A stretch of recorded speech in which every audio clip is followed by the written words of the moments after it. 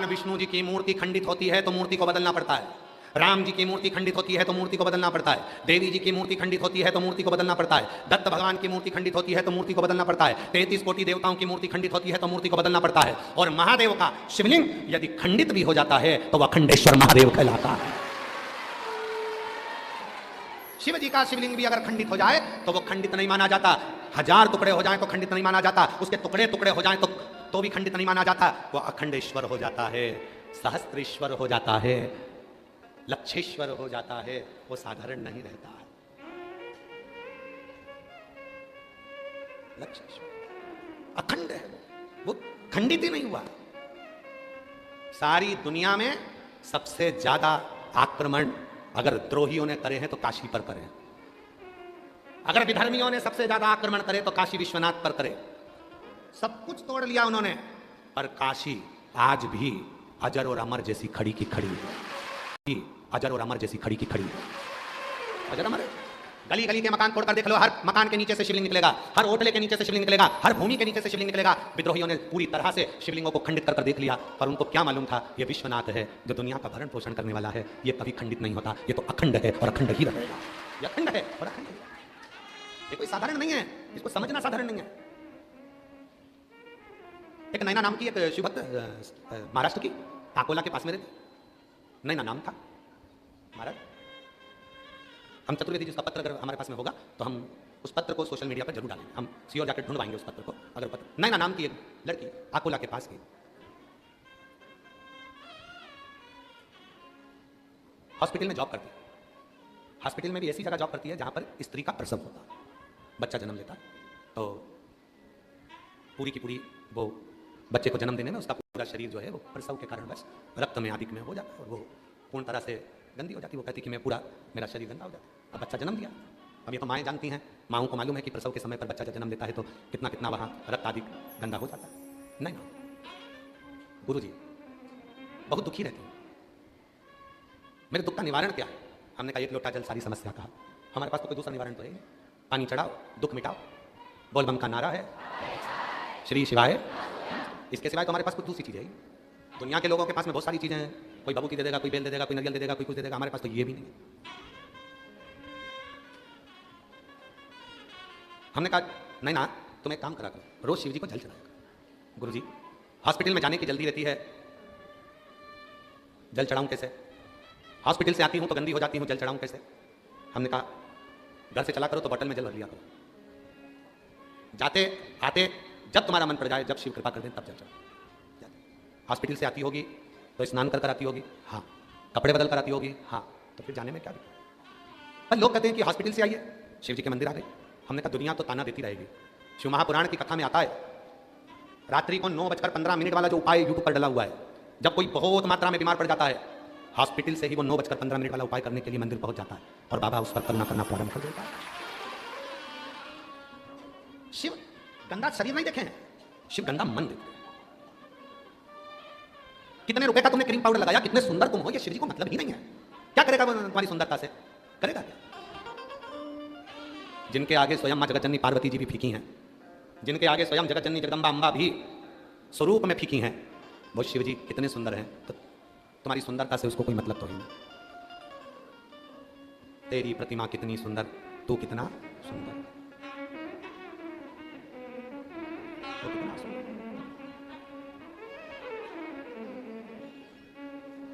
कितना सुंदर होगा, तेरी प्रतिमा कितनी सुंदर, तू कितना सुंदर, तू कितना सुंदर। जरा विचार कर, कितना सुंदर, वो कितना सुंदर हो सकता है? तुम्हारी सुंदरता से मतलब नहीं है, तुम्हारी सुंदरता से कोई मतलब नहीं, कोई मतलब। नाथू भगत की कथा याद है आप लोगों को? काशी में रहने वाले, जितने काशी में रहने वाले, नाथू भगत की कथा आप लोगों के स्मरण में होगी। नाथू भगत शिव का परम उपासक, गंगा जी के तट पर रहता था। 80 घाट के नजदीक में एक बड़ा सा किला था, उस किले के एक आले में वो रहता था, किले के आले में, और वो किले के घाट के किले के आले में। अब थोड़ा ध्यान देना तुम लोग, थोड़ा स्मरण रखिएगा, आप लोग तो काशी के रहने वाले हो। गंगा के घाट पर बहुत बड़े बड़े घाट हैं, घाट के अंदर जहां लोग खड़े होकर नहाते हैं, ऐसे गोल गोल चबूतरे बने रहते हैं, उसके अंदर आले बने रहते हैं। आले, उस आले के अंदर नाथू भगत रहता था। जितने काशी वाले हैं उन सबके समझ में कथा होगी कि वो नाथू भगत काशी में रहता और 80 घाट के नजदीक में केदार खंड के अंतर्गत निवास करता। नाथू भगत जिसको भी प्रवचन देता था, बोलता था, तो एक ही बात कहता था, कभी उसने काशी से बाहर पाँव नहीं रखा। कैलाश नहीं गया क्योंकि उसको मालूम है कैलाश मेरी काशी में है। कभी देवी का दर्शन करने नहीं गया क्योंकि 9 देवियां मेरी काशी में है। किसी गौरी का दर्शन करने नहीं गया क्योंकि 9 गौरी मेरी काशी में है। किसी विनायक का दर्शन करने नहीं गया क्योंकि अष्टविनायक मेरी काशी में है। किसी हनुमान जी के मंदिर दर्शन करने नहीं गया क्योंकि सारे हनुमान मेरी काशी में है। किसी देवता के धाम नहीं गया क्योंकि सारे देवता मेरी काशी में है। वो नाथू भगत 10 साल में उसका एक नियम था, वो भंडारा करता था। कितने साल में? 10 साल में भंडारा करता था वो नाथू भगत। भंडारा कैसा करता था? तुम भंडारा कैसे करते हो? पूड़ी बनाते हो, सब्जी बनाते हो, बिस्कुट बांटते हो, टॉफी बांटते हो, सब कुछ बांटते हो। वो नाथू भगत वो कहता था, मैं भंडारा उस चीज का करूंगा जो मेरे शिव जी ने मुझको दिया है। जो मेरा है ही नहीं उसका मैं भंडारा कैसे करूं? 5000 रुपए तुम दो, आज खीर बांटेंगे, ये भंडारा नहीं है। तेल का पीपा तुम दो, आज पूरी सब्जी बनाकर बांटेंगे, ये भंडारा नहीं है। आज बटुकों का भोजन होगा, मालपुआ रबड़ी बनेगा, 20,000 रुपए तुम दो, ये भंडारा नहीं है। कहीं से लेकर आ गए दे दिया, ये भंडारा नहीं है। नाथू भगत काशी की पवित्र भूमि का वो संत था शिव का। वो कहता था, मेरे भगवान ने जो मुझे दिया है मैं भंडारा उसका करूंगा। क्या करता था? अपने शरीर को खंभे से ठोक लेता था, शिव शिव शिव शिव शिव कहकर ठोकता।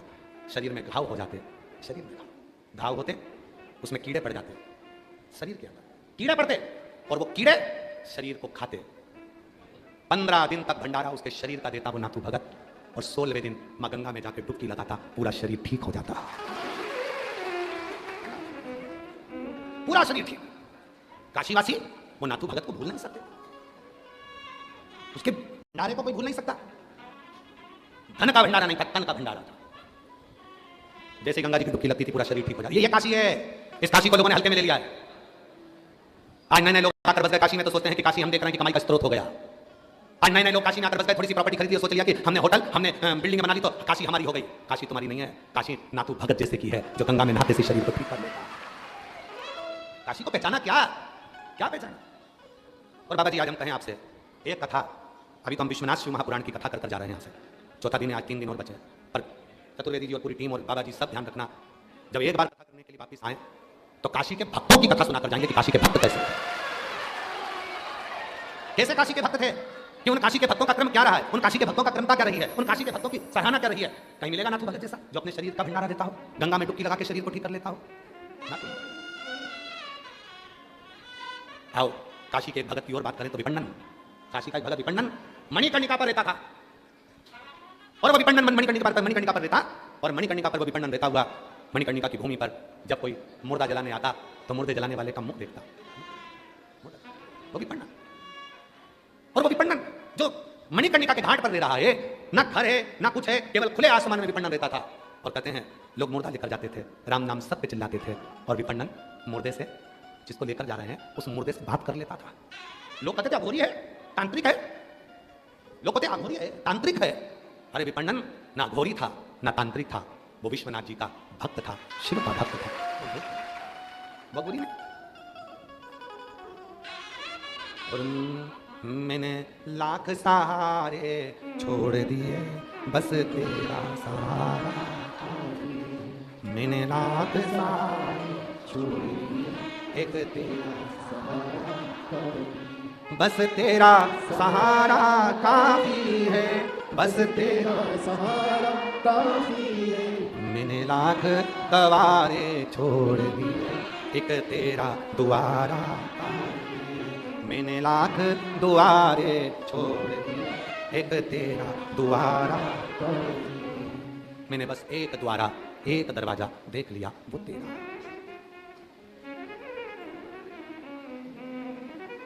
संगी साथी कुटुंबी बड़े, मेरे संगी साथी कुटुंबी बड़े, बस एक सहारा देख लिया तेरे दर का किनारा काफी है, बस एक सहारा देख लिया तेरे दर का किनारा काफी है। मैंने सारे सहारे छोड़ दिए बस तेरा सहारा काफी है। विपण्डन लोग कहते थे तांत्रिक था, विपण्डन लोग कहते थे अघोरी था। विपण्डन जिसकी चरित्र काशी के शास्त्रों में मिलता है और उसको पढ़ो तो मिलता है कि विपण्डन मुर्दों से बात कर लेता था, मुर्दों से।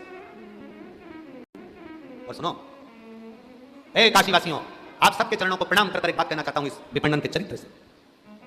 प्रश्न था विपणन का। एक ब्राह्मण मस्तक पर त्रिपुंड, गले में रुद्राक्ष की माला,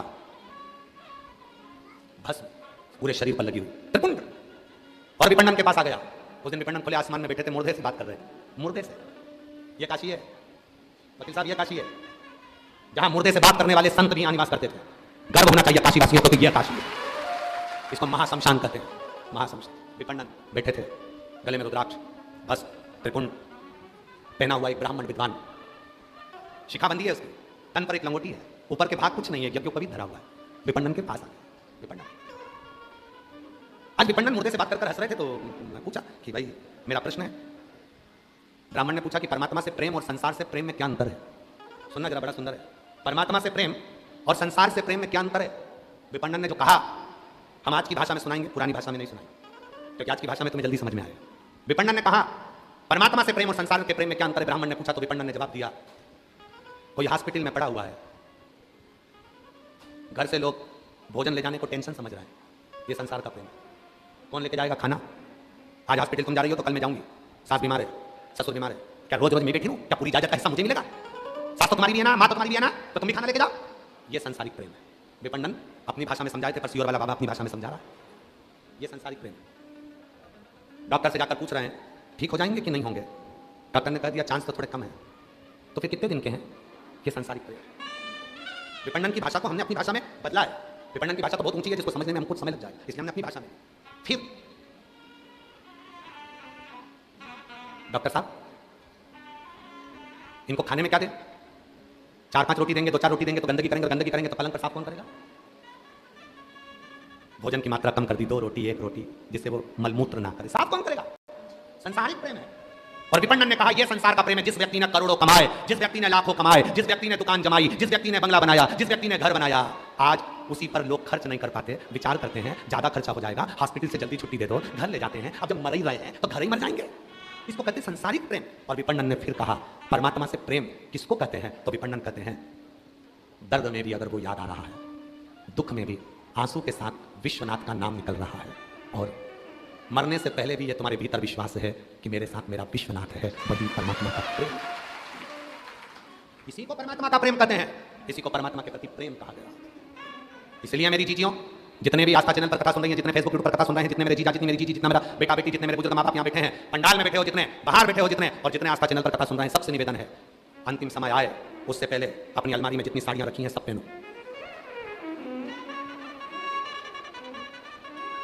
कोई कहे कि बुढ़ापे में ब्यूटी पार्लर जाती है, हाँ जाऊंगी, तेरे बाप का क्या जाता, जा चल जा जा। बता 60 साल 70 साल की होगी, इतनी हीरोइन बन के रहती है, मेरी मर्जी। तब अपनी खुश होकर नहीं जी सके तो फिर परमात्मा भी पूछेगा, भेजा था तेरे को नीचे, क्या करा। बच्चों की शादी करी, बेटियों की शादी करी, दामाद मिल गए, बहुएं आ गई, सारा काम धंधा उनको दे दिया। बाद में काशी में पंडित प्रदीप मिश्रा की कथा सुनने जाने का मन हुआ, बच्चों से कहा मुझको टिकट बनवा दे, बच्चा कह रहने दो भीड़ चल रही है, अभी कोई टिकट मिकट नहीं मिलेगा। और ससुराल में बेटे के यहाँ काम आ गया तो तत्काल टिकट में डाल दिया। और बाप को माँ को अगर काशी जाना था तो कहा रहने दो, कहाँ जाओगे, रहने दो, क्या करोगे। जब तक तुम्हारे घर में चले तब तक सारे तीर्थ कर लो, सारे तीर्थ। जब तक तुम्हारे घर में चले तब तक दान पुण्य कर लो। फिर तुम 5 रुपए भी निकाल के दान नहीं कर पाओगे, क्योंकि कैमरे लगे होंगे। वो कैमरे कौन से हैं, तुम्हारे पोता पोती। वो कैमरे कौन से हैं, तुम्हारे बच्चे। जैसे ही बुआ घर में आई राखी पे, और घर के जितने पोता पोती सब दादी के कमरे में।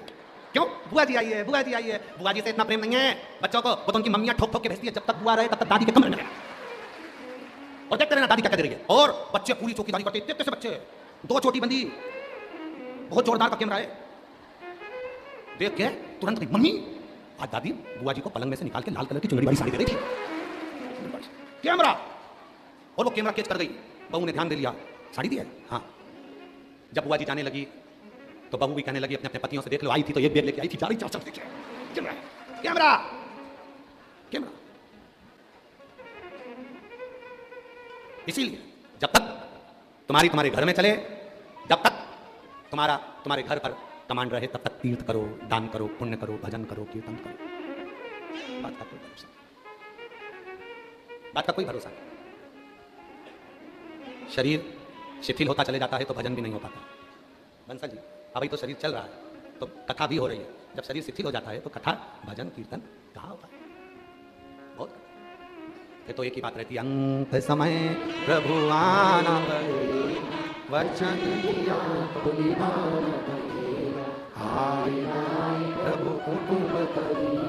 अंत समय प्रभु वचन दिया अंत समय प्रभु। परमात्मा से प्रेम और सांसारिक प्रेम विपण्डन ने बता दिया ब्राह्मण देवता को कि ये परमात्मा से प्रेम है और ये संसार का प्रेम, संसार। पर एक बात आप लोगों से कहें, आज जो आप लोगों को देखा, आप लोगों का जो प्यार देखा है शिव पुराण के प्रति, दरवाजे पर खड़े होकर इंतजार करना, शायद दुनिया में पहली व्यासपीठ होगी जिसके लिए दरवाजा भी बंद कर दिया जाता है कि कोई आए ना। पर पहली व्यासपीठ देखी होगी दरवाजा बंद करने के बाद भी कूद के आ जाते। तुम हमें छुपा ना पाओगे, तुम हमें छुपा। स्वर नहीं, स्वर नहीं बैठ रहा है तुम्हारा। एक नंबर पर लेके आओ उसको, इसको एक नंबर पर चलाओ, उसका 2-3 पे जा रहा है, एक कर लो। समझ, शिव तत्व कह रहा है, शिव तत्व। शायद पहली व्यासपीठ है जिसको रोकने के बाद भी लोग शिव भक्त, और ये प्रदीप मिश्रा जी के लिए नहीं आ रहे, सियोर वाले बाबा के लिए नहीं आ रहे, आपके दिल में जो शंकर जी बैठे हैं, विश्वनाथ जी बैठे हैं, शिव बैठे हैं, आप उस शिव को पाने के लिए, शिव से शिव का मिलन करने के लिए शिव पुराण का शिव से। तो त्रेता, सतयुग, द्वापर, इन सारे युगों में सर्वश्रेष्ठ युग कौन सा है? कलयुग। अगर आप सब सतयुग में होते तो हवन कर रहे होते, तब कर रहे होते, आंख बंद करके बैठना होता तुमको 4-6 घंटे तक। त्रेता में होते तो भी तुम्हें तब करना पड़ता, द्वापर में होते तो भी तुम्हें यज्ञ करना होता। पर कलयुग इतना सरल, इतना सरल, एक लोटा जल सारी समस्या। पर आज हमारे चतुर्वेदी चढ़वा दिए बिस्लेरी का जल। सुबह सुबह जल ढूंढ रहे थे मंदिर में, जल ना मिला तो चतुर्वेदी जी बोले बिस्लेरी का जल।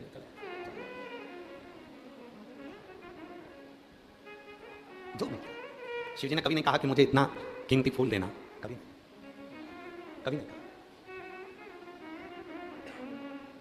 कभी नहीं शिव जी ने कहा कि मुझे इतना, कभी नहीं कहा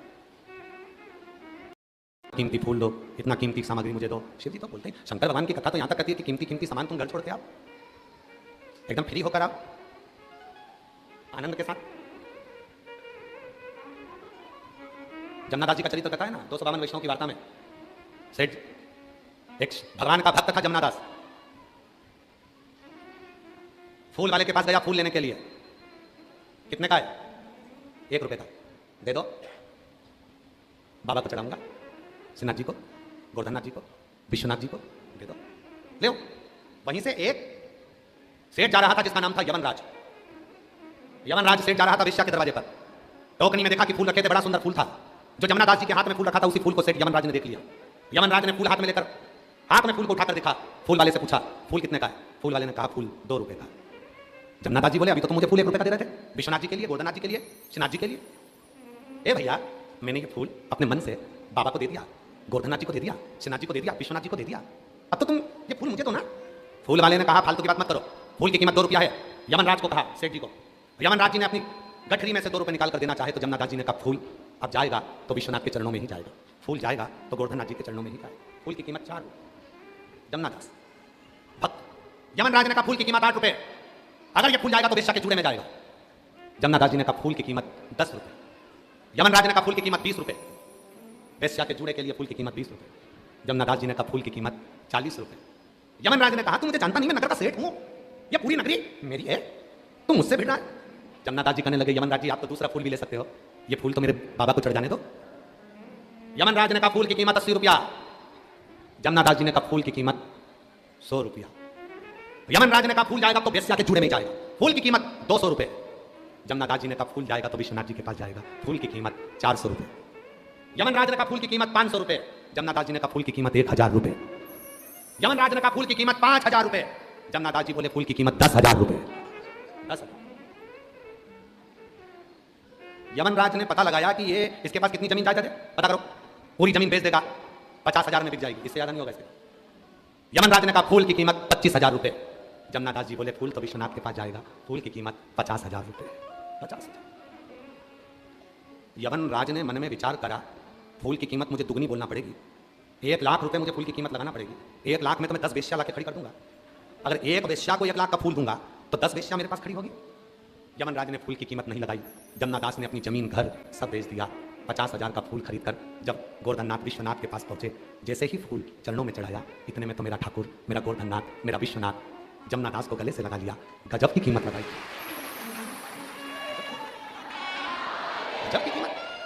आज भी अगर भगवान शंकर के फोटो का दर्शन करो, श्रीनाथ जी के चित्र का दर्शन करो, गोवर्धननाथ जी के फोटो का दर्शन करो, आज भी जमनादास जी का वो फूल तुम्हें फोटो में मिलेगा। फोटो, आप लोगों में से किसी ने शंकर जी का फोटो देखा? अगर शिव जी का फोटो देखा हो तो यहाँ एक फूल लगा हुआ उनका देखा होगा कान के पास। किस किस ने देखा है? दर्शन किया है? शिव जी के कान के पास में एक फूल होता है, श्रीनाथ जी के हाथ के ऊपर एक फूल होता है, गोवर्धननाथ जी के हस्त के ऊपर एक फूल होता है। कोई पूछे कि भगवान शंकर जी के कान के पास में केवल एक ही फूल क्यों है, तो जवाब मिलेगा वो फूल किसी और का नहीं है, वो जमनादास का फूल आज तक मेरा महादेव अपने कान के पास लगा। वो जमनादास जी का फूल आज भी मेरे गोवर्धननाथ जी अपने हस्त कमल पर रखते हैं। कीमत फूल की नहीं है, कीमत भाव की है, कीमत दिल की है, कीमत हृदय की है। अब लोग कहें कि पानी गंदा, कोई कहे फूल बेकार हो गया, कोई कह दिया पानी फूल मुरझा गया, कोई कहने कह दिया ये बेलपत्री टूट गई, कोई कह दिया बेलपत्री खंडित हो गई, कोई ने कह दिया नारियल सड़ा निकल गया। अरे भाई तुम पहचाने कहां? शंकर जी को तुम पहचाने नहीं। अरे पूरी जिंदगी निकल जाएगी तो भी लोग शिव जी को नहीं पहचान पाएंगे, पूरा जीवन। और जितने हमारे श्रोता हैं, हम बाबा के इस विश्वनाथ जी की धरा से कर रहे हैं, जितने श्रोता आज तक चैनल पर, फेसबुक, यूट्यूब पर सुन रहे हैं, उन सबसे निवेदन है, तुम्हें अगर कोई आडंबर में डाले, कोई कहे तुमसे शिव जी को ये अच्छा देना, शिव जी को ऐसा देना, शिव जी को वैसा देना, समझ लेना वो तुम्हें केवल आडंबर में डाल रहा है। शिव जी को तो केवल तुम्हारा दिल चाहिए, भाव चाहिए, श्रद्धा चाहिए। शिव जी नहीं। आओ कुबेरेश्वर बाबा की धरा पर, सीहोर की पवित्र धरा पर, पवित्र सीहोर की भूमि पर आना और पवित्र सीहोर की भूमि पर आकर कुबेरेश्वर बाबा के धाम जाना। कुबेरेश्वर बाबा के धाम पर जाकर आप दर्शन करोगे, जहां बैठोगे वहीं पे तुम्हें कंकर शंकर मिलेगा, जहां बैठे हो वहीं बेलपत्र पड़ी हुई मिलेगी, कहीं बैठे हो वहीं पर लोग पूजन करते हुए दिखते हैं। कई लोग कहते हैं कि यहाँ का मैनेजमेंट सुधारना चाहिए, यहाँ लोग हर कहीं बैठकर पूजन कर देते हैं, मैनेजमेंट सुधारना चाहिए। हम उनसे निवेदन करते हैं ये भूमि कंकर शंकर की है, जहां व्यक्ति कंकर उठाता है, बैठता है, दिल से बात करता है, चले जाता है, वहां जैसे ही एक कंकर उठाकर वो लेकर गया, फिर वो जो 4 कंकर पड़े हैं उसका कोई महत्व नहीं है। वो जो एक कंकर ले गया अपने विश्वास से, उस एक कंकर ने शंकर बनकर उसका कल्याण करना प्रारंभ कर। पूरी दुनिया की कावड़ भरना, काशी की कावड़ भरो, सोमनाथ जी की कावड़ भरो, महाकाल जी की कावड़ भरो, ओमकारेश्वर की कावड़ भरो, चाहे तुम नीलकंठ की कावड़ भरो, चाहे तुम पूरी दुनिया की कावड़ भरो, और एक बार अगर कुबेरेश्वर बाबा की तुमने कावड़ सीहोर जाकर भरी है और बाबा से दिल से तुमने कुछ निवेदन करा है तो वो खाली नहीं रह सकता, वो मिलेगा, प्राप्त हो, वो साधारण नहीं। अरे लुटा दिया भंडार काशी,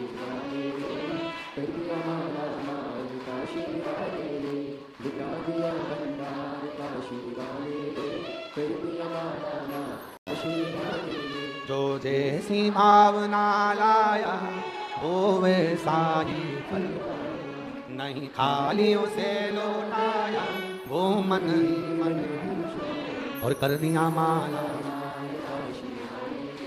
लुटा दिया, लुटा दिया।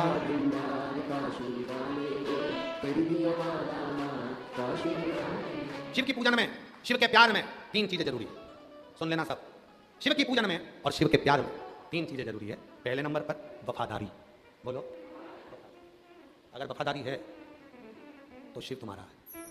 बाबा जी आज के जमाने में लोग गुरु के प्रति भी वफादार नहीं हो पाते, माता पिता के प्रति भी वफादार नहीं हो पाते, अपनों के प्रति भी वफादार नहीं हो पाते, धर्मपत्नी और बच्चों के प्रति भी वफादार नहीं हो पाते, पति पत्नी के प्रति वफादार नहीं हो रहा, पत्नी पति के प्रति वफादार नहीं हो। अगर वफादार होते तो लेटरिन की बाथरूम की टाइल्स के नीचे दबे हुए नहीं मिलते, वफादार होते तो ड्रम के अंदर पड़े हुए नहीं मिलते। वफादार गुरु के प्रति भी वफादारी बहुत जरूरी। जिस गुरु को तुमने मंत्र लिया है, जिस गुरु को तुमने मान लिया कि मैंने श्री शिवाय नमस्तुभ्यम मंत्र ले लिया, वो गुरु मेरा है। अब जो बोलेगा गुरु वाक्य ही जनार्दन का भाग्य है, और गुरु ने कर दिया ऐसा तो फिर उस वचन को पकड़ लिया तो फिर तो तुम पार हो गए। और गुरु के वचन में भी अगर संशय हो गया तो फिर रहेगा गुरु के वचन। इसलिए दुनिया के लोगों ने एक वचन पकड़ लिया, एक लोटा जल।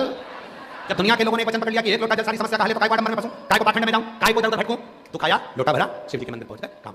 3 चीजें हैं शिव की पूजन में और शिव के प्यार में, 3 चीजें जरूरी है। पहले नंबर पर बोलो वफादारी, दूसरे नंबर पर विश्वास, और तीसरे नंबर पर समर्पण। ये 3 चीजें। पहले नंबर पर वफादारी रखना। वफादारी का मतलब होता है कि मेरा शिव जैसा रखे, शिव जैसा, शंकर जैसा। किसको कहते हैं वफादारी मालूम है तुमको? महाभारत, महाभारत का वन पर्व वर्णन करता है, एक पुरुष का नाम लिखा है, शिव जी के एक भक्त का नाम। महाभारत के वन पर्व में शंकर जी के एक भक्त का नाम लिखा है जिसका नाम है पुरुष मृगा। जम के बोलो क्या नाम है? पुरुष मृगा। आप सबको मालूम होगा कि अगर कोई बच्चे के मुंह से दाल टपकती है, कोई बच्चा हाथ पैर से विकलांग है, बुद्धि से विकलांग है, उसका शरीर सही काम नहीं करता, कोई बहुत ज्यादा व्यसन में डूबा हुआ है, नशे में डूबा हुआ है, नशा छूट ही नहीं रहा है, पूरा घर किसी एक व्यक्ति को सुधारने में लगा है पर वो सुधर ही नहीं रहा है, तो यही पुरुष मृगा जो महाभारत में वन पर्व के अंदर जिसका नाम आया है शिव जी का भक्त पुरुष मृगा, इसका नाम लेकर पीपल एक पीपल का पत्ता और एक बेलपत्री का पत्ता, ये दोनों पीपल के पत्ते की नोक को बेलपत्री के पत्ते की नोक के साथ उल्टे हाथ में आगे करा जाता है, सीधे हाथ से शहद का पानी, पानी में थोड़ा सा शहद घुला हो, वो इस नोक पर किनोर पर डाला जाता है शिव जी के ऊपर, शंकर जी पर। नाम क्या लिया जाता है? पुरुष मृगा। नाम देकर जब जल चढ़ता है उसको कटोरी में झेल लिया जाता है। जो बच्चा मानसिक विकलांग होता है, शरीर से विकलांग होता है, कहते हैं शरीर में कोई ऐसा रोग हो जाता है जिसका इलाज पूरे दुनिया में नहीं है, उस रोग में भी जीबीएस बीमारी के अंतर्गत अगर उस जल को शिव पर चढ़ाकर उसको सुबह दोपहर शाम थोड़ा थोड़ा देना प्रारंभ करते हैं, शरीर में बल आता है और शरीर काम करना प्रारंभ कर देता है, वो पुरुष मृगा। महाभारत के वन पर्व में वर्णन आता है पुरुष मृगा का, जिसका शरीर पुरुष का था, पांव मृग के थे, पांव मृग के थे, पुरुष मृग। यहां तक कथा कहती है महाभारत वन पर्व में पुरुष मृगा की कथा थी। शिव भक्त, इसको साधारण नहीं कहेंगे, शंकर का परम भक्त था पुरुष मृगा, परम भक्त। आज भी कहते हैं जिसकी बुद्धि काम नहीं करती है, इधर उधर भटक रही है ना, तो शहद का जल, पीपल के पत्ते की नोक और बेलपत्री की नोक दोनों को मिला के शिव जी पे चढ़ाई जाती है और उसका शहद के जल का प्रयोग किया जाता है, बुद्धि सटीक होती है। जो बच्चे पढ़ने बैठते हैं, मन नहीं लगता, मन विचलित हो जाता है, परीक्षा हॉल में याद नहीं आता, सब याद करते हैं, रात भर पढ़ते हैं, परीक्षा हॉल में भूल जाते हैं, उनके लिए भी पुरुष मृगा, पीपल के पत्ता नीचे, ऊपर बेलपत्री का पत्ता, दोनों की नोक, शहद का पानी शिव जी को समर्पित कर उस पानी का आचमन करें, बुद्धि केंद्रित हो जाती है, पुरुष मृगा। फिर से बोलो क्या नाम है? पुरुष मृगा। वन पर्व महाभारत में चरित्र आता है, राजसूय यज्ञ चल रहा है, युधिष्ठिर के यहाँ, पांडवों के राजसूय यज्ञ, महाराज पुरुष मृगा। वन पर्व महाभारत में चरित्र आता है, राजसूय यज्ञ चल रहा है, युधिष्ठिर के यहाँ, पांडवों के राजसूय यज्ञ, महाराज। और राजसूय यज्ञ में ब्रह्मा जी की ओर से आए, विष्णु जी की ओर से आए, इंद्र की ओर से आए, सबकी ओर से आए, पर शिव जी की ओर से कोई नहीं आया। तब गुरु जी ने कहा कि यह काम करो, शंकर जी का एक परम भक्त है पुरुष मृगा, यदि वो यज्ञ में, राजसूय यज्ञ में आ गया तो समझ लो कि यह यज्ञ सफल हो गया और तुम्हें वर प्राप्त हो गया, फिर तुम कभी जिंदगी में हार नहीं सकते। पुरुष मृगा आना चाहिए, पुरुष हर हर पुरुष मृगा आना चाहिए। पर गुरु जी ने कहा उसको लाना बहुत कठिन, बहुत कठिन। लाओ कैसे? तो महाराज पुरुष मृगा को लाया कैसे जाए? भीम कहने लगे अरे मेरी चुटकी का काम है, तुम चिंता मत करो, मैं लेके आऊंगा, अभी लेके आता। भीम गए, पुरुष मृगा मिल गए। पुरुष मृगा ने कहा कि भीम क्या बात है? भीम कहने लगे हमारे यहाँ यज्ञ चल रहा है, चलो। पुरुष मृगा कहने लगे मैं शिव जी की पूजन करना नहीं जा रही है। जरा शंकर जी के जो भक्त होते हैं ना, बड़े अटपटे होते हैं, कभी तो मिलेंगे तो बड़ी प्रसन्नता से मिलेंगे और कभी मिलेंगे तो ऐसे रूट नहीं मिलेंगे कि जैसे पहचानते ही नहीं। शिव शिव चलो, पुरुष मृगा ने मना कर दिया। भीम ने कहा मैं लेके जाऊंगा, ठीक है चल, लगा दौड़। अगर तू जीत गया तो मैं हस्तिनापुर जाऊंगा, और अगर हार गया तो तेरे शरीर के 42 टुकड़े कर तालाब में फेंकूंगा, मंजूर है, भाग। भीम तो हल्के में ले रहा था शिव जी के भक्त को। शंकर का भक्त कभी हल्के में नहीं लेना चाहिए, बड़ा भारी होता है, बहुत भारी। 100 के करीब में तो हम ही हैं, भारी तो है। शिव का भक्त कोई हल्का है? सतवा बाबा जी को भी तुम हल्के मत लेना। मसान में रहने वाला, शमशान के सामने रहने वाला, दिन रात मुर्दे जलते देखने वाला कोई साधारण नहीं हो सकता। शिव जी का कोई साधारण नहीं है। बाबा जी हम कई बार कह देते हैं अपनी कथा में कि उत्तर प्रदेश सरकार के माननीय मुख्यमंत्री जी योगी जी को भी हल्के में मत लेना, बहुत भारी है। एक तरफ तो गोरख पर पीठ के पीठाधीश्वर, दूसरी तरफ मुख्यमंत्री।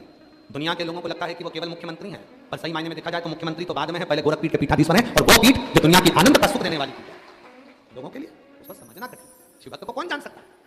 भीम ने कहा मैं भागता हूं, ठीक है पकड़ो, और भीम भागने लगे। और जो भीम भागे उसके पीछे पुरुष मृगा था। पुरुष हारने लगा भीम, पकड़ाई में आने वाला था, पकड़ाई। भीम की आंख में से आंसू बहने लगे, दौड़ते दौड़ते भीम रोने लगा। भीम रो। गुरु जी ने युधिष्ठिर, नकुल, सहदेव, अर्जुन सबसे कह दिया अपने भाई के अंतिम संस्कार की तैयारी करो, पुरुष मृगा उसको मार देगा, वह बचेगा नहीं। भीम रोने लगा, दौड़ता दौड़ता थक गया, हारने वाला था। इतनी देर में भीम माँ जगत जननी दुर्गा भवानी को याद करा। भीम की धर्म पत्नी हिडिंबा माँ अम्बा जगदम्बा को याद करी, मेरा पति मरने वाला है, बचा लो माँ, बचा लो, बचा। माँ ने तुरंत उसी क्षण, अगर मेरी जगत जननी माँ नहीं होती तो भीम तो निपट गया। माँ ने क्या करा? मेरी जगत जननी माँ ने अपने चूड़े में से एक गजरे का फूल नीचे फेंका, जो फूल फेंका वहां शिवलिंग आ गया। पुरुष मृगा भाग रहा था, शिवलिंग को देखा, रुक गया, पाँव पत्नी तोड़ी, शिवलिंग को पकड़ाया, फिर भागा। इतनी देरी हो गई तो भीम थोड़ा आगे निकल गया, फिर पकड़ाई मारने लगा। माँ अम्बा जगदम्बा ने अपने चूड़े का फूल तोड़ा, फिर नीचे पटका। पुरुष मृगा का नियम था, पुरुष मृगा का जैसे हमारा नियम है, बाबा जी हमारा भी एक नियम है, हम सीहोर से चलते हैं या यहाँ से चलते हैं, रास्ते में जहाँ रुकेंगे वहाँ ओटले पर कोई शंकर का शिवलिंग हो या पेड़ के नीचे कोई शिवलिंग हो तो वहाँ जल चढ़ाकर फिर आगे बढ़ जाते। पुरुष मृगा का नियम था, जहाँ शिवलिंग देखता था वहाँ प्रणाम करता था, जल चढ़ाता था, पत्ती चढ़ाता था, फिर बढ़ता था। अब पार्वती जी क्या कर रही है, गजरे का फूल गिराती थी, शिवलिंग प्रकट हो जाता था, पुरुष मृगा पूजन करने बैठ जाता था, इतनी देर में भीम आगे बढ़ जाता था, फिर वापस वही की वही क्रम होता रहा। आखिरी में हस्तिनापुर की बॉर्डर थी, भीम भागा और इतनी देर में पुरुष मृगा ने भीम का पांव पकड़ लिया, आधा शरीर अंदर था, भीम का एक पांव घुटने से नीचे वाला बाहर ले गया और पुरुष मृगा ने कहा अब तो तुझे मरना पड़ेगा। युधिष्ठिर आ गए बाहर, हाथ जोड़ लिए, बाबा जी ए बाबा जी आप पूरे शरीर को नहीं काट सकते, दिल्ली के बाहर जो घुटना रहा है और पंजा रहा है आप इसको काट लो, 42 टुकड़े करो फेंक दो, पर शरीर नहीं काट सकते। पुरुष मृगा प्रसन्न हो गए, राजसू यज्ञ करवाया, वर दिया। इस पवित्र कथा को दौड़ते हुए पुरुष मृगा के शिवलिंग की पूजन की कथा को जो सुनेगा उसकी जिंदगी में जितनी भी अड़चने आएगी वो सब समाप्त हो जाएगी। महाभारत के वन पर्व में वेदव्यास जी वर्णन करते हैं, महाभारत के वन पर्व में वेदव्यास जी लिखते हैं जो पुरुष मृगा के इस पवित्र चरित्र का स्मरण करता है उसकी जिंदगी के सारे अड़चन सारी तकलीफें समाप्त हो जाती है, क्योंकि ये पुरुष मृगा कोई साधारण नहीं है, शिव जी का वो भक्त है जो चलते चलते शंकर को पूजन करता स्मरण करता और बढ़ता रहता है। और विश्वनाथ की धरा पर रहने वालों को तो इसका स्मरण है। और तेरे डमरू की धुन सुन के मैं काशी नगरी, तेरे डमरू की धुन सुन के मैं काशी,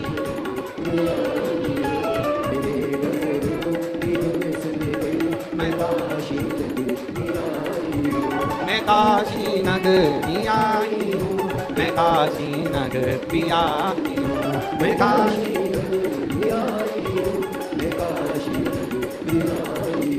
मेरे बोले ओ बम बोले मैं काशी नगरी आई हूँ, मेरे बोले ओ बम बोले मैं काशी नगरी आई हूँ।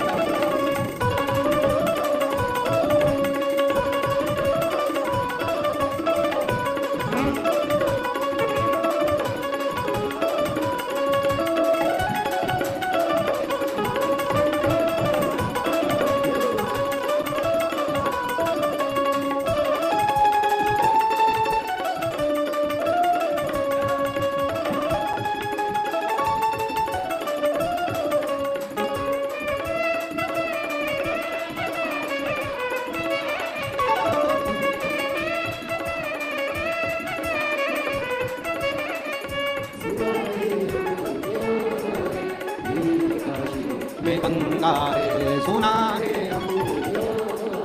तेरी काशी, उसी गंगा को नहाने को मैं काशी नगरी आई हूँ, उसी गंगा को मैं काशी नगरी आई हूँ, मेरे बोले ओ बम बोले मैं काशी नगरी आई हूँ, मेरे बोले ओ बम बोले मैं काशी नगरी आई हूँ।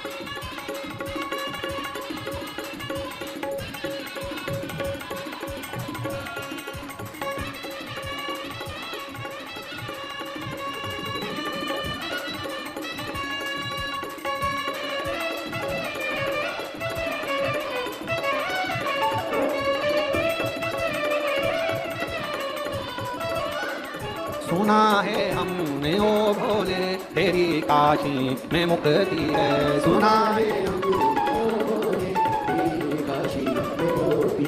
सुना है हमने ओ भोले तेरी काशी में मोती है, सुना है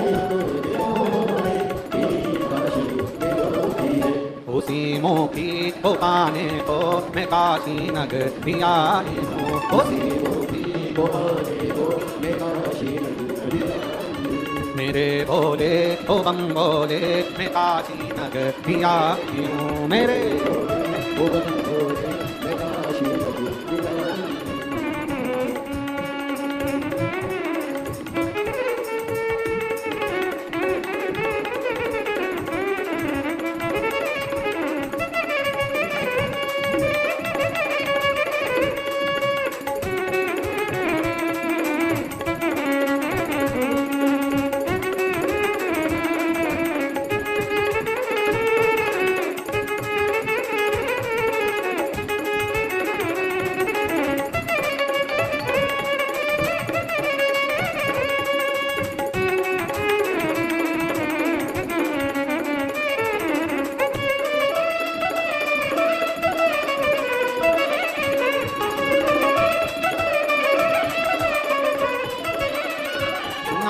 हमने ओ भोले तेरी काशी में गौरा है।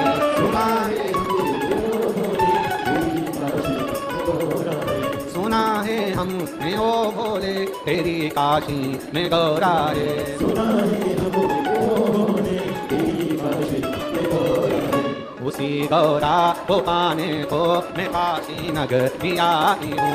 उसी गौरा को पाने को मैं काशी नगरी आई हूँ। मेरे भोले ओ बम भोले मैं काशी नगरी आई हूँ। स्थान पर देखकर बाबा देवादिदेव महादेव से विनय करें, प्रार्थना करें, निवेदन करें, विनती करें। जहाँ जगह मिले वहाँ बैठ जाओ और बाबा को अपने मन का भाव करिए, हृदय से प्रार्थना करो। बोल बम का नारा है। ये पवित्र कथा, ये पवित्र शिव महापुराण की कथा। आज बाबा जी आपके चेले ज़्यादा आए हैं। ये पवित्र शिव महापुराण की कथा, आज कथा का चतुर्थ दिवस है। चतुर्थ दिवस की कथा चल रही है और ये कथा 15 अगस्त को विराम हो जाएगी। फिर 17 अगस्त से 23 अगस्त तक भिलाई छत्तीसगढ़ जयंती स्टेडियम में शिव महापुराण की कथा दोपहर में 1 बजे से 4 बजे तक रहेगी। आप और हम सब श्रवण करेंगे। बाहर कपड़ा 1 बजे से 4 बजे तक जयंती स्टेडियम भिलाई छत्तीसगढ़ में 17 अगस्त से 23 अगस्त तक श्रवण करेंगे। 25 अगस्त को प्रदोष भौम प्रदोष की कावड़ रहेगी सीहोर कुबरेश्वर धाम की। आप और हम सब कामना की कावड़ कहते हैं उसको। सुबह 9 बजे माँ सीवन के तट से 11 किलोमीटर की यह कावड़ आप और हम लेकर चलेंगे 25 अगस्त को बाबा को समर्पित। 28 अगस्त को रक्षाबंधन का त्यौहार है। मेरी पूरी जीजियों को भाई की तरफ से रक्षाबंधन की बहुत बहुत बधाइयाँ हैं। और रक्षाबंधन के दिन हम भी प्रयास करेंगे कि 2 क्षण के लिए लाइव आएंगे हमारी सोशल मीडिया के माध्यम से और आप बहन और भाई के रक्षाबंधन त्यौहार का, क्योंकि आप हमारी बहन हो तो बहन और भाई के रक्षाबंधन त्यौहार को राखी बंधवाते हुए आप लोगों के सामने प्रस्तुत होंगे। और सब हम 11 सितंबर से 17 सितंबर तक उचहारा रायबरेली उत्तर प्रदेश में शिव महापुराण की कथा रहेगी। 11 सितंबर से 17 सितंबर उचहारा रायबरेली उत्तर प्रदेश में शिव महापुराण की कथा रहेगी, जिसके आयोजक उचहार में शिव महापुराण की कथा बरेली रायबरेली उचहार रायबरेली उत्तर प्रदेश में 11 सितंबर से 17 सितंबर तक कथा रहेगी। आयोजक पांडे श्री मनोज पांडे जी उसके आयोजक रहेंगे। कैबिनेट मंत्री हैं उत्तर प्रदेश सरकार के, एक बार उनके लिए भी जोरदार तालियां बजाएं। फिर 20 सितंबर से 26 सितंबर तक हमारी जो गादी की कथा होती है सीहोर की, अग्रवाल महिला मंडल जो 30 वर्षों से लगातार कराती आ रही है अग्रवाल धर्मशाला में, वो कथा अग्रवाल महिला मंडल की 20 सितंबर से 26 सितंबर तक रहेगी। इसके बाद में 13 अक्टूबर से 17 अक्टूबर तक जितेंद्र पुनोजा पाटिल जी नेवाली बड़वानी मध्य प्रदेश में कथा रहेगी। उसके बाद में 30 अक्टूबर से 5 नवंबर तक उन्नाव उत्तर प्रदेश में शिव महापुराण की कथा उन्नाव उत्तर प्रदेश में 30 अक्टूबर से 5 नवंबर तक रहेगी। कथाओं के ही क्रम में 24 फरवरी से 2 मार्च 2027 की कथा तारा बाबा की कुटिया सिरसा हरियाणा में रहेगी। 24 फरवरी 2027 से 2 मार्च 2027 तक तारा बाबा की कुटिया सिरसा हरियाणा में शिव महापुराण की कथा रहेगी। बाबा को अपने मन का भाव कहें, प्रार्थना करें, विनय करें, निवेदन करें, विनती करें। काशी की पूर्ण पवित्र भूमि है। अपने दिल का भाव बाबा की इस पवित्र धरा पर गंगा माँ के तट पर बाबा की इस पवित्र कथा में कुबरेश्वर बाबा की जो पोथी कुबरेश्वर बाबा की कंकर शंकर की भूमि से जो यहाँ आई है उससे विनय करते हुए साथ में बोलें, प्रार्थना करें।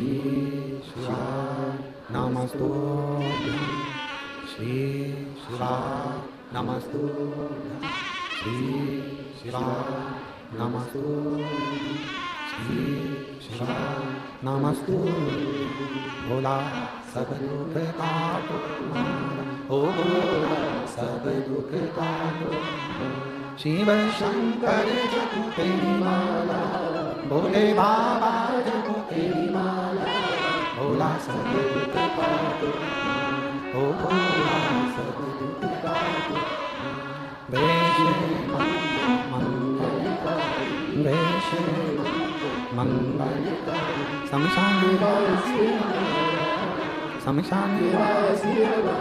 ओ भोला सब दुख काटो ओ भोला सब दुख काटो।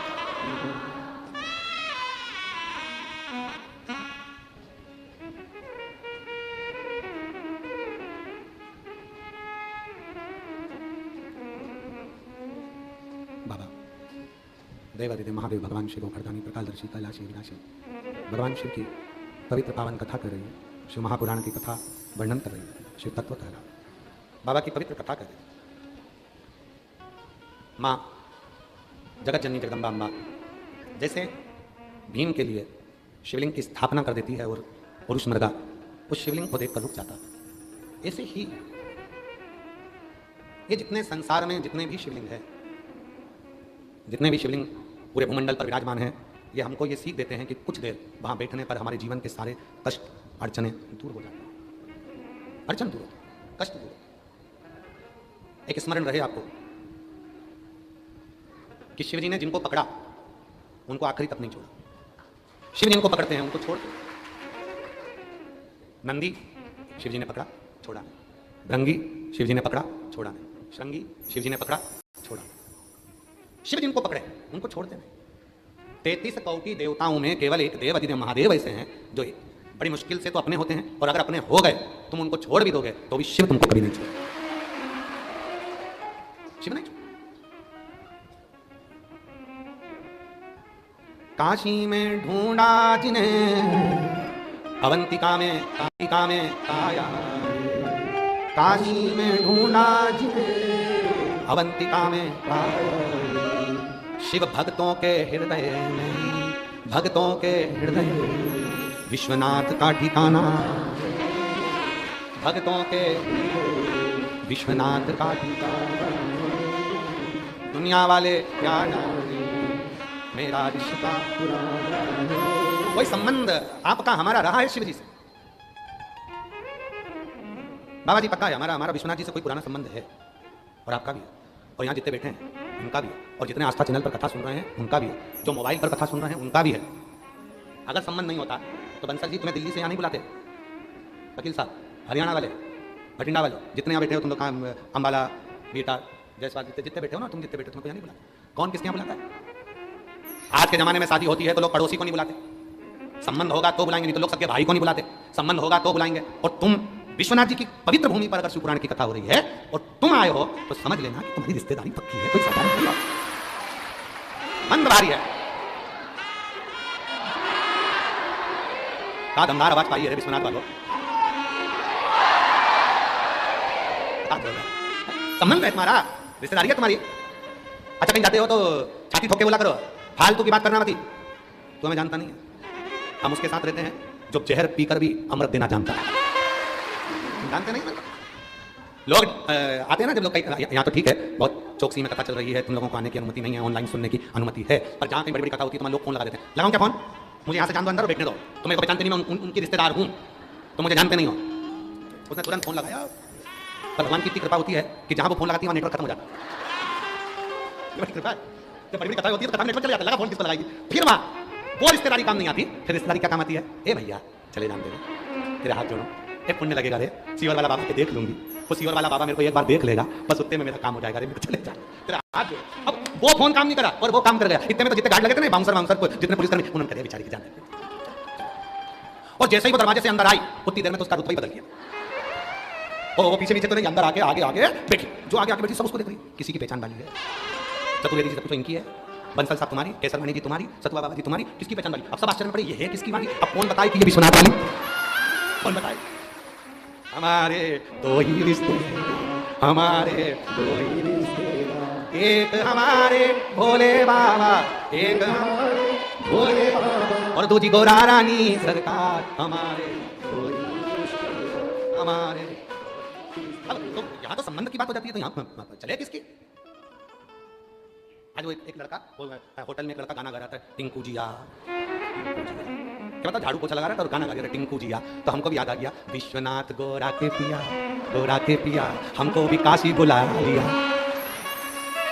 हमको भी याद आ गया, सही है, विश्वनाथ गोरा के पिया, गोरा के पिया, हमको भी काशी बुला लिया। अब बाबा ने बुलाया तो वो गा रहा टिंकू जिया। हमने भी सोच लिया कितना प्यारा गा रहा है, तो हमने भी सोचा विश्वनाथ गोरा के पिया, गोरा के पिया, हमको भी काशी बुलाई। तुमको गाना चाहिए, काशी वालों को गाना चाहिए, हमको भी कथा में बुलाई। शिव है और घरदानी शंभु है, कालदर्शी माता जगत जननी। जितने शिवलिंगों का निर्माण संसार सागर में, जितने भी शिव मंदिर हैं, जितने भी शिवलिंग हैं, ये संपूर्ण जगत का कल्याण करने वाले संपूर्ण। महाराज इतना सुंदर लिखा है, मां नर्मदा जी के जल से निकले हुए शिवलिंग की प्राण प्रतिष्ठा नहीं भी होती। मां नर्मदा जी के जल से निकले हुए शिवलिंग की पूजा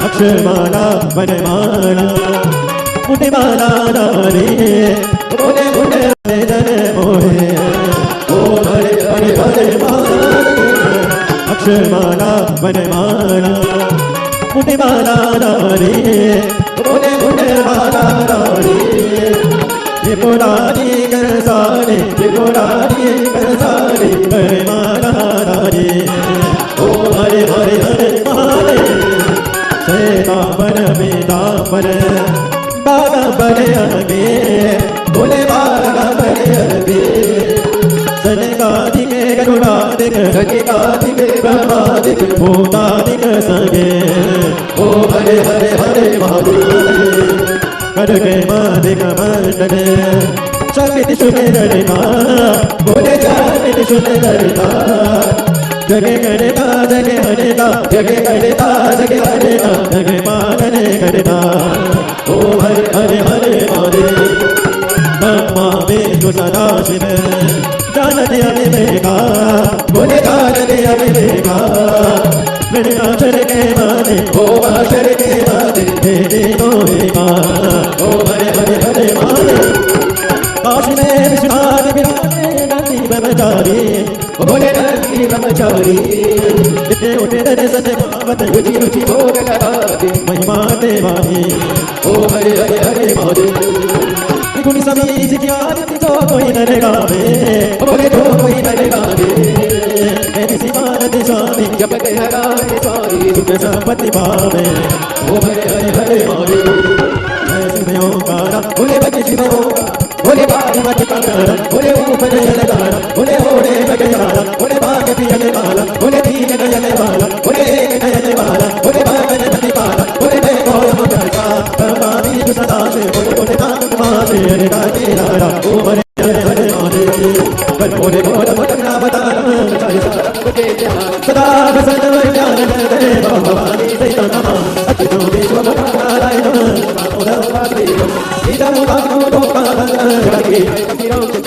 हरे राम हरे राम राम हरे हरे हरे